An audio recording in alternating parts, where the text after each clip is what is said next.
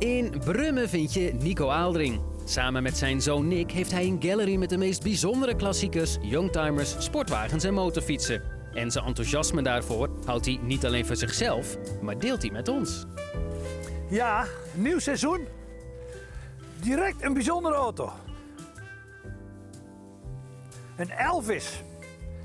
Ja, wat is nou een Elvis? De Elvis is eigenlijk een relatief onbekend merk in de lage landen. In Engeland kent iedereen weet in Engeland wat een Elvis is. Het is een Elvis P20, maar een hele bijzondere. Ik zal het u vertellen waarom. A is heel mooi. B is helemaal origineel. Maar C, het is de enige Elvis met een niet-Engelse carrosserie. Dit chassis en die motor hebben ze gebracht naar Frankrijk, naar Parijs, naar de firma Van Voren met dubbel O. Klinkt Nederlands, maar het is een Franse carrossier.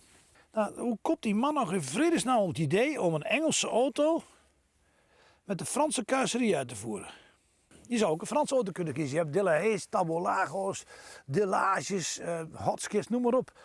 Die hadden wat wilderige carrosserie, wat meer art déco. Kijk, die schermen, wat boller, wat. Het is toch een waanzinnige mooie auto. Een Engelsman zou nooit die wieldappen erop zetten. Nooit. Komt helemaal niet in hem op. Die zou er spaakwielen op zetten.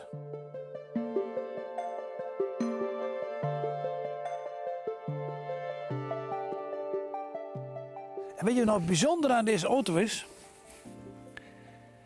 En dat is echt bijzonder. Er is er dus maar één van. Maar het is helemaal origineel. Je moet je voorstellen, deze auto is 85 jaar oud. En zit al 85 jaar in de eerste lak. Dat kun je zien. Het is een kleur, grijs niks. Overal is je aangesleten. En dat is eigenlijk fantastisch. Dat kan haast niet. En dan het meest bijzondere is de bekleding. Kijk, het is allemaal origineel.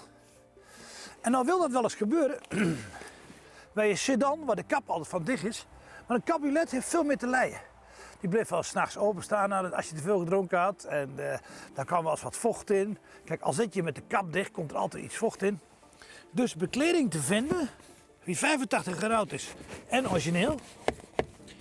Is natuurlijk altijd wel iemand die zei, opa, zal ik hem even schoonmaken voor je? Met een Brillo-sponsje of met een lekker agressief spulletje, omdat het een beetje aangesleten was. Dat kan maar zo gebeuren in 85 jaar. Dat is nooit gebeurd. Altijd met het respect voor hetgene wat voor gemaakt is. Kijk, origineel leer, kan helemaal niet. Hier inderdaad wat oud, maar goh, was dat mooi. Goh, George Bouillon Hubert. Die had hem 30 jaar. Die heeft toen dat plaatje laten maken in 1935. Ongelooflijk. Daar zit ik nou altijd mee te klooien, na al die jaren. Kijk, natuurlijk is die motor gereviseerd. Natuurlijk zijn er nieuwe leidingen. Natuurlijk is er heel veel vernieuwd. Maar de basis is origineel. Het originele gereedschap, kijk. Originele vetspuit. Alles zit er nog in. Is dat nou niet mooi? Ja, dit is mooi. Ik word hier echt blij van. Helemaal doorgesleten. 100.000 keer gepoetst. Doorgesleten. Zal ik het even bijlakken? Nee, afblijven. 10 jaar later, 17 keer spuiten. Nee, afblijven. Ja. De mensen hebben altijd de neiging om iets te verfraaien. Als je maar overspuiten, dan haal je de glimlach eraf. Echt waar. Het is heel bijzonder.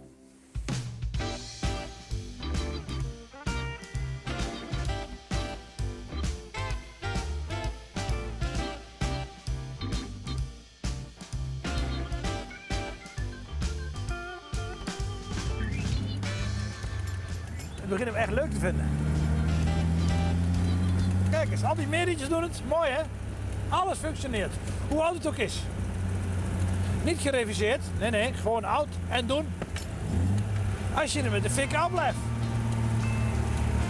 Het originele is het allermooiste wat er is. Maar het kan haast niet altijd.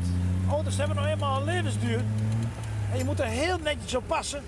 wil die zo blijven als het is. Dus dat betekent dat, ja, mensen zijn enorm zuinig op geweest. Maar het allerbelangrijkste is misschien wel, nooit heeft iemand de behoefte gehad om het mooier te maken. En die behoefte heeft ieder mens om het te verfraaien. En sommige mensen laten de tijd hun werk doen. En dan krijg je dit.